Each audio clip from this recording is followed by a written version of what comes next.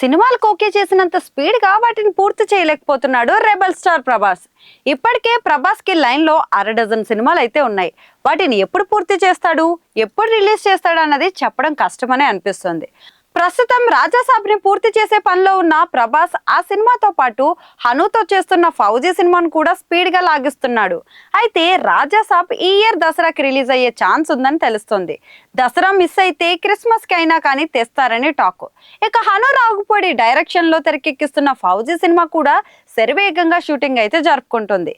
అయితే ఈ సినిమాను నెక్స్ట్ ఇయర్ సమ్మర్ రిలీజ్ కి ప్లాన్ చేయాలని చూస్తున్నారు మేకర్స్. ఇదే కాదు, త్వరలో సందీప్ వంగాతో మొదలుపెట్టి స్పిరిట్ సినిమా కూడా 1 ఇయర్ లో పూర్తి చేయాలని ప్రభాస్ చూస్తున్నాడు.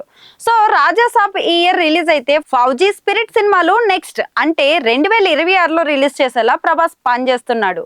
అయితే నెక్స్ట్ ఇయర్ ఆ 2 సినిమాలు వస్తే ఇంకా సలార్ 2, కల్కి 2 సినిమాలు అయితే ఉన్నాయి.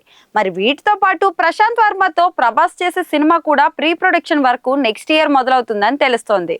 కల్కి 2 ముందు చేసి ఆ తర్వాత సలార్ 2తో పాటు ప్రశాంత్ వర్మ సినిమా చేస్తాడని తెలుస్తుంది. ప్రభాస్ సినిమా షూటింగ్ విషయంలో ఎక్కువ టైం తీసుకుంటున్నాడన్న టాక్ అయితే ఉంది.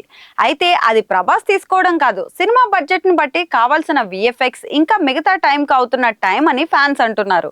ఏదేమైనా రెబల్ స్టార్ ఫ్యాన్స్ కి ఈ సినిమాలన్నీ కూడా ఒక సూపర్ ట్రీట్ అందిస్తాయని మాత్రం చెప్పొచ్చు.